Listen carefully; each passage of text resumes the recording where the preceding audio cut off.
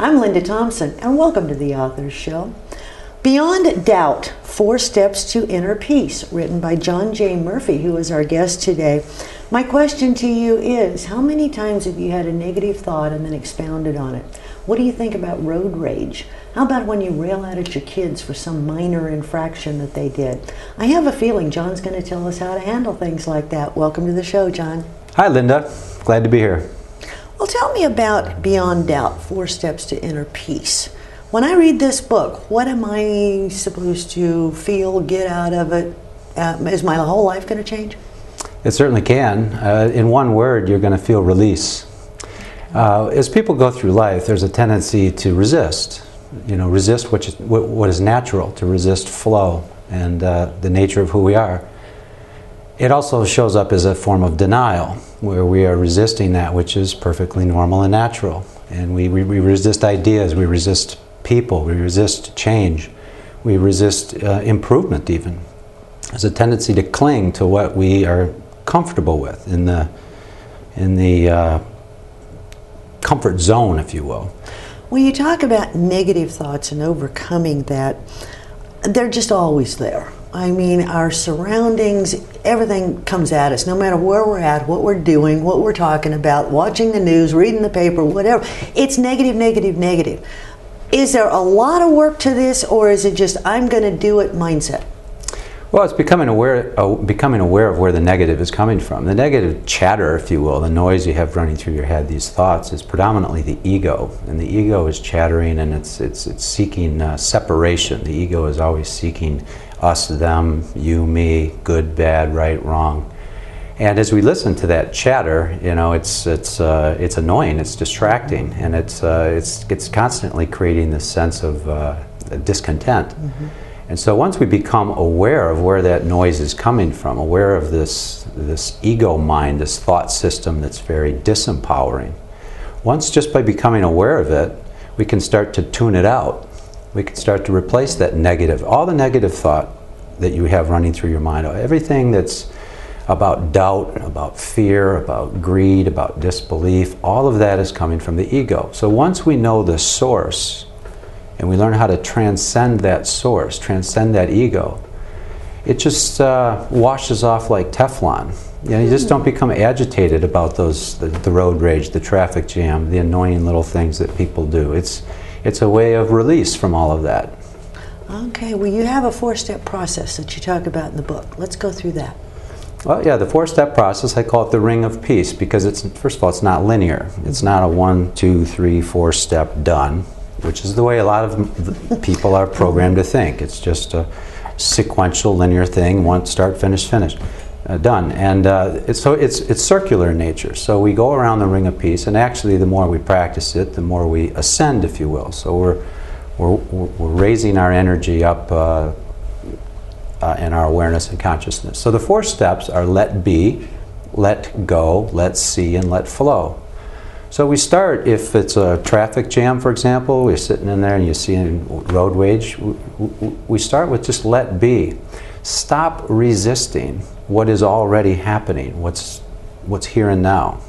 Stop denying what's going on. It's happening. So get in touch with it. Be conscious. Most people go through life letting the subconscious mind, the autopilot, run the show. It runs about 95% of our daily life. 95 to 99% of what we do is just autopilot. Mm-hmm. We don't even think about it. So it shows up as tendencies. So what we want to do is get in touch with our tendencies. Do I have a tendency to get mad? Do I have a tendency to become impatient? Do I have a tendency to start looking for someone to blame? Do I have a tendency to get upset about trivial things? That's all in that let be phase. It's getting in touch with the here and now and bringing the conscious mind in touch with the subconscious mind. And everybody can relate, for example, driving is a good example. If you've been driving for a long time, you're driving down the road in a conversation with somebody, and you're so into the conversation consciously, you start to wonder who's driving the car.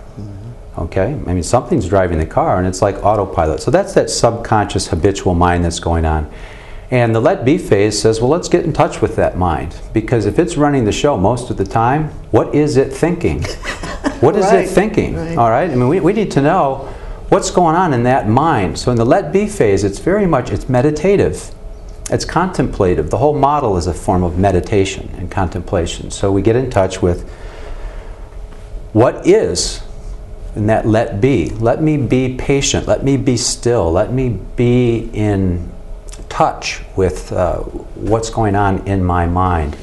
And what we discover in that let be phase is that there's clutter, there's noise. It's that ego chatter we spoke about earlier. And so why do I allow that?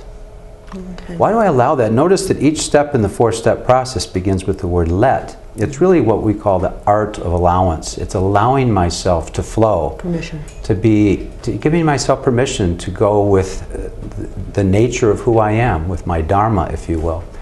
And so I go from let be to let go. And what do I let go of? I let go of grief. I let go of frustration. I let go of these thoughts that manifest into a rapid heartbeat. You know, I'm becoming angry, or I let go of these thoughts that manifest into sadness or guilt or shame or some of these disempowering feelings that we have. And when I let go, when I release all of that, I go into this let see phase.